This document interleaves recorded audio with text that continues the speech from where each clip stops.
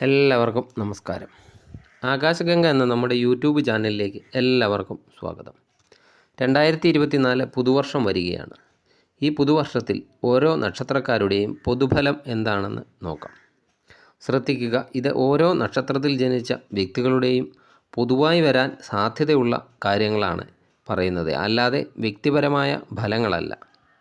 ജനനസമയം വ്യത്യസ്തമാകുന്നതനുസരിച്ച് ഫലത്തിൽ വ്യത്യാസങ്ങൾ ഒക്കെ ഉണ്ടാകുന്നതാണ്.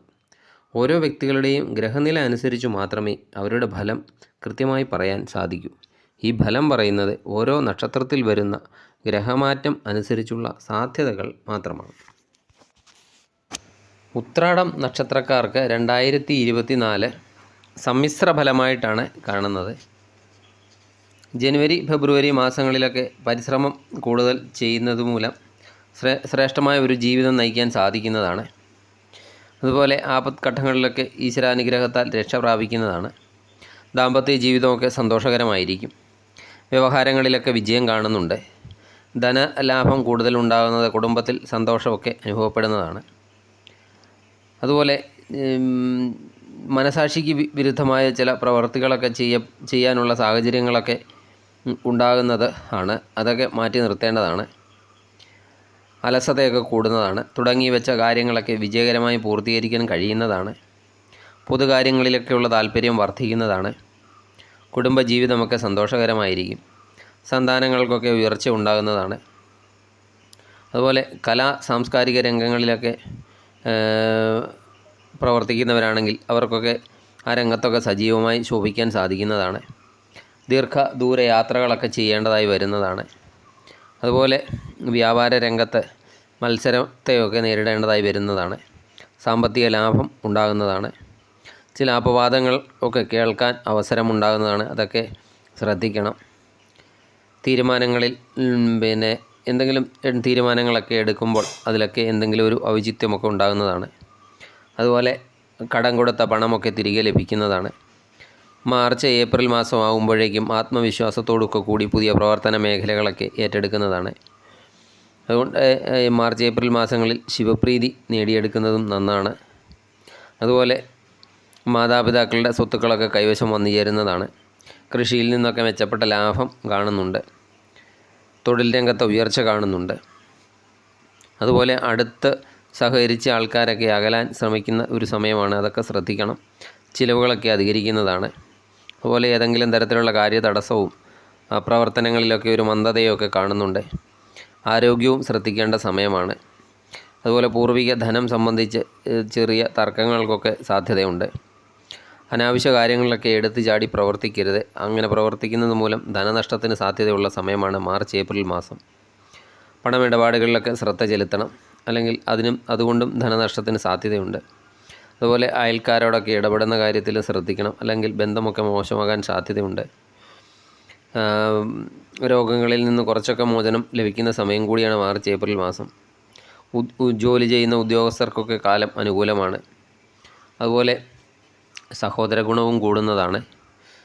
അഗ്നി, ആയുധം എന്നിവ കൈകാര്യം ചെയ്യുമ്പോൾ ശ്രദ്ധിക്കേണ്ട സമയമാണ് മാർച്ച് ഏപ്രിൽ മാസങ്ങളിൽ. മെയ് ജൂൺ മാസമാകുമ്പോഴേക്കും ജോലിയിൽ ഉയർച്ചയൊക്കെ ഉണ്ടാകുന്നതാണ്. ചെയ്യുന്ന അധ്വാനത്തിന് തക്ക ഒരു പ്രതിഫലം ലഭിക്കുന്നതാണ്. കർമ്മരംഗത്തൊക്കെ നേട്ടമുണ്ടാക്കാൻ സാധിക്കുന്നതാണ്. അതുപോലെ ഊഹക്കച്ചവടത്തിലൊക്കെ ഏർപ്പെടുന്നവരാണെങ്കിൽ മെയ് ജൂൺ മാസമൊക്കെ മാറ്റിവെക്കുന്നത് നന്നായിരിക്കും. പുതിയ വാഹനമൊക്കെ വാങ്ങാൻ ആഗ്രഹിക്കുന്നവരാണെങ്കിൽ അവർക്ക് വാഹനയോഗമൊക്കെ കാണുന്നുണ്ട്. ഷെയർ ബിസിനസ്സൊക്കെ ചെയ്യുന്നവരാണെങ്കിൽ അതിലും നഷ്ടമുണ്ടാകുന്നതാണ്. അതുപോലെ പുതിയ ചില വ്യക്തികളെയൊക്കെ പരിചയപ്പെടാൻ അവസരമുണ്ടാകുന്നതാണ്. മേലധികാരിയുമായി ഇടപെടുമ്പോൾ ശ്രദ്ധിക്കണം, അല്ലെങ്കിൽ അപ്രീതിക്ക് കാരണമാകുന്നതാണ്. സാമ്പത്തിക നില മെച്ചപ്പെടുന്നതാണ്.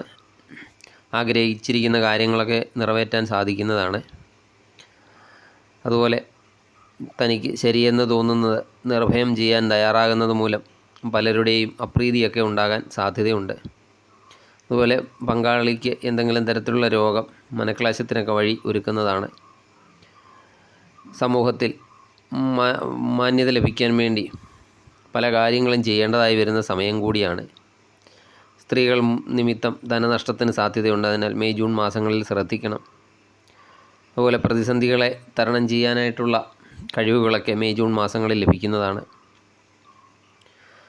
ജൂലൈ ആഗസ്റ്റ് മാസത്തിൽ കർമ്മരംഗത്തെ ഗുണപരമായ മാറ്റമൊക്കെ കാണുന്നുണ്ട്. മോഷണ വസ്തുക്കൾ, ഏതെങ്കിലും വസ്തു മോഷണമൊക്കെ പോവുകയാണെങ്കിൽ ആ വസ്തുക്കളൊക്കെ തിരികെ ലഭിക്കാനിടയുണ്ട്. വസ്തു ഇടപാടുകളിലൊക്കെ ധനലാഭം കാണുന്നുണ്ട്. എന്നാൽ ചിലവ് അധികരിക്കുന്ന ഒരു മാസമാണ് ജൂലൈ ആഗസ്റ്റ് മാസം. കുടുംബത്ത് മംഗളകർമ്മങ്ങളൊക്കെ നടക്കാൻ ഇടയുണ്ട്. അതുപോലെ പുണ്യ സ്ഥലങ്ങളൊക്കെ സന്ദർശിക്കുന്നതാണ്. ദൂരയാത്രകളൊക്കെ ചെയ്യേണ്ടി വരുന്ന സമയം കൂടിയാണ്. നാൽക്കാലികളിൽ നിന്ന് ലാഭം ഉണ്ടാകുന്നതാണ്. അതുപോലെ വരവും ചെലവും തമ്മിൽ യോജിപ്പിച്ചു കൊണ്ടുപോകാൻ കുറച്ച് ബുദ്ധിമുട്ടുണ്ടാകും. അതുകൊണ്ട് ചിലവിൻ്റെ കാര്യത്തിൽ ശ്രദ്ധിക്കണം. അതുപോലെ വിദേശ ജോലിക്ക് ശ്രമിക്കുന്നവരാണെങ്കിൽ വിദേശ ജോലിയൊക്കെ ലഭിക്കുന്നതാണ്. ഏതെങ്കിലും രീതിയിലുള്ള ചതിയിലൊക്കെ പോയി ചാടാതിരിക്കാൻ പ്രത്യേകം ശ്രദ്ധിക്കേണ്ടതാണ്. അതുപോലെ ആർഭാടങ്ങളൊക്കെ ഒഴിവാക്കാനും തയ്യാറാകുന്നതാണ്. കുടുംബത്തിൽ ആഹ്ലാദവും സന്തോഷവുമൊക്കെ ഉണ്ടാകുന്നതാണ്. സെപ്റ്റംബർ ഒക്ടോബർ മാസത്തിലേക്കും വീട് മാറി താമസിക്കേണ്ട ചില അവസരങ്ങളൊക്കെ ഉണ്ടാകുന്നതാണ്. അതുപോലെ ബന്ധുക്കളുമായും സുഹൃത്തുക്കളുമായും ഒക്കെ പിണങ്ങാനുള്ള സാഹചര്യം ഉള്ള സമയമാണ് ആയതുകൊണ്ട് അതും ശ്രദ്ധിക്കണം. ആരെയും കണ്ണടച്ച് വിശ്വസിക്കരുത്. ശാരീരികമായി ഉണ്ടായിരുന്ന എന്തെങ്കിലും തരത്തിലുള്ള അസ്വസ്ഥതകളൊക്കെ ആ സമയത്ത് മാറിക്കിട്ടുന്നതാണ്. അതുപോലെ മാതാവിൻ്റെ സൈഡിൽ നിന്ന് സഹായമൊക്കെ ലഭിക്കുന്നതാണ്. അതുപോലെ മറ്റുള്ളവരെ കുറ്റപ്പെടുത്തുന്ന പ്രവണത ഒഴിവാക്കണം, അല്ലെങ്കിൽ അബദ്ധങ്ങളൊക്കെ സംഭവിക്കാം. ധനമാർഗം മെച്ചപ്പെടുത്താനുള്ള വഴികൾ തേടുന്നതാണ്. അതുപോലെ ധനപരമായി എന്തെങ്കിലും ബാധ്യതകളൊക്കെ ഉണ്ടെങ്കിൽ അതിൽ നിന്ന് കുറച്ചൊക്കെ മോചനം ലഭിക്കുന്നതാണ്. ബന്ധുക്കളുടെയും മിത്രങ്ങളുടെയും ഒക്കെ പെരുമാറ്റം മനോവിഷമത്തിന് ഇടവരുത്തുന്നതാണ്. അതുപോലെ ആരെങ്കിലും നമ്മളെയൊക്കെ സഹോദരങ്ങളും ഒക്കെ വിമർശിക്കുന്നതാണ്. ആ വിമർശനത്തിൽ നിന്ന് ഒക്കെ ഒഴിഞ്ഞു മാറി നിൽക്കാൻ ശ്രദ്ധിക്കേണ്ടതാണ്. ആരെയും വിശ്വാസത്തിൽ എടുക്കരുത്. അതുപോലെ നിരവധി കാര്യങ്ങളൊക്കെ ഏറ്റെടുത്ത് ചെയ്യേണ്ടി വരുന്ന ഒരു സമയമാണ്. അതിൽ ചിലതൊക്കെ നഷ്ടം സംഭവിക്കുന്നതുമായിരിക്കും. അന്യരുടെ കാര്യത്തിൽ ഇടപെടുന്നതും സെപ്റ്റംബർ ഒക്ടോബർ മാസങ്ങളിൽ ഒഴിവാക്കേണ്ടതാണ്. അതുപോലെ നവംബർ ഡിസംബർ മാസമാകുമ്പോഴേക്കും വർഷാവസാനമാണ്. വർഷാവസാനത്തോടുകൂടി മാറ്റം കൂടുതൽ ഉണ്ടാകുന്നതാണ്. ധനലാഭം, രോഗങ്ങളിൽ നിന്ന് മുക്തി എന്നിവ അനുഭവപ്പെടുന്നതാണ്.